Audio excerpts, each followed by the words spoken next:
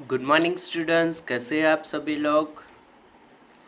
हमने chapter number 4 में हमने देखा कि कौन सी चीज़ डिज़ोल्व होती है, कौन सी चीज़ नहीं डिज़ोल्व होती, और कौन सी फ्लोट करती है, कौन सी श्रिंक करती है, वो सभी चीज़ हमने चैप्टर नंबर 4 में देखी।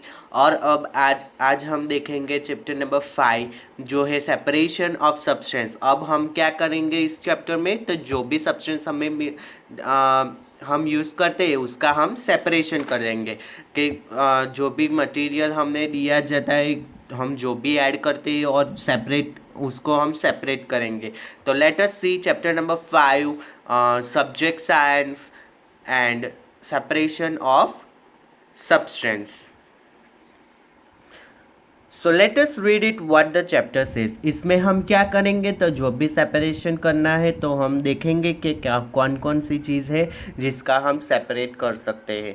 तो let us see, in our daily life there are many instances when we notice a substance being separated from a mixture of material। जो भी हमें मिक्सचर देते हैं तो उसका हम कैसे सेपरेट करेंगे, तो वो हम देखेंगे इस चैप्टर में।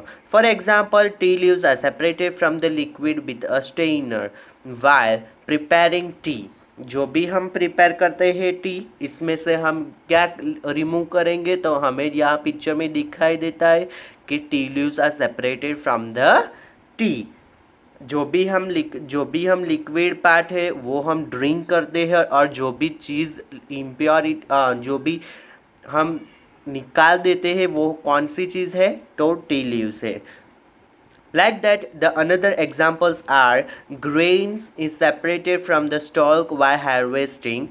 Milk or a curd is churned to separate the butter as well. When we have learned chapter number 3, then we also have one example, which is we gain cotton to separate its seeds from the fibers. हम seeds को remove करते हैं और cotton को हम use करते हैं।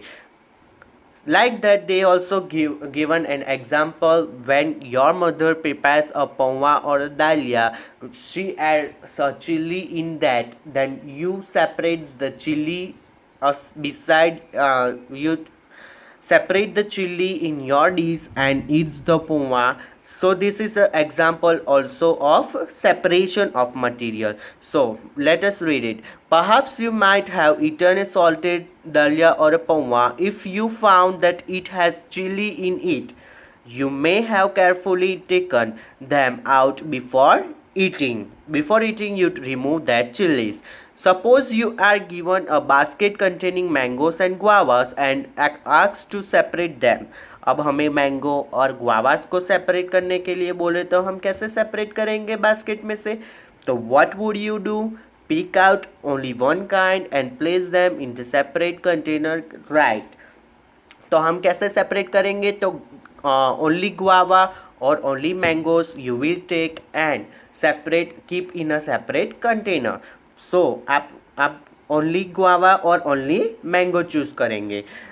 seems easy, but what if the different materials we want to separate are much smaller। अब हमें तो यहाँ गुआवा और मैंगो तो बड़े हैं, पर अब हमें छोटी चीज़ दे जाएंगी, तो हम कैसे सेपरेट करेंगे, तो देन मैंगोस और guava, imagine you are given a glass of a sand and a salt mixed in it.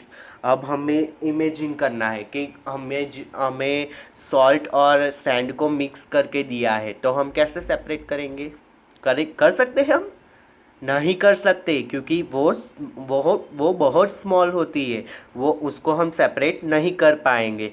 So we can say that it is impossible even to think the separation from the salt from the mixture of picking out grains of sand by hands. It is impossible to remove salt from the sand because sand is also small and salt is also small. They both has a small particles, they both are a small material, we cannot remove, we cannot separate the salt and we cannot separate the sand. So they have given activity number 1. In that they have said that in column 1 of a table 5.1 are given a few process of separation, यहाँ पे हमें table number 1 as you can see on page number 36 they have given a table. Now in this table they have given a separation. तो stone rice में जब stone होते हैं तो हम कैसे सेपरेट कर सकते हैं आप सेपरेट? तो yes we can do separation of it. You throw the stones out and use the rice so to separate two different but useful component. तो हमें जो भी यूजफुल कंपोनेंट है वो हम रख सकते हैं और जो भी इम्प्योरिटीज़ है वो हम फेंक देंगे. तो we throw away the solid components. यहाँ पे सॉलिड कंपोनेंट स्टोन, जो भी स्टोन हमें सॉलिड में वो लग सकता है तो हम इसको हम खाते तो नहीं है स्टोन, तो वो हम फेंक देंगे. Churning milk to obtain butter. अब जो भी बटर हमें ऑब्टेन करना है बटर, तो हम कैसे करेंगे? तो मिल्क को चर्न करेंगे. चर्न यानी यहाँ पे हमें फोटो दी गई है. Butter is taken out by churning milk और कर्ड. यहाँ पे हम देख सकते हैं कि कैसे वो चर्न करते हैं. इन एंशियंट टाइम और olden times they use this to do to take out the butter. But nowadays as the technology has been increased, so they do not we cannot see this anywhere. So uh, in this they also have given that which is the impurities. तो जो भी impurities हमें यहाँ पे मिलती है तो वो हम क्या करेंगे? थ्रो कर देंगे. वैसे ही हमें ट्री और लीव्स, तो ट्री लीव्स हमें क्या करेंगे? जब लिक्विड मिल जाता है तो हम ट्री लीव्स को क्या कर दें? फेंक देते हैं. सो let us read it what it says. However, the information gives in the column number 2 and 3 is jumped up.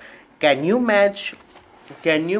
match each process with its purpose and the way separated components as used?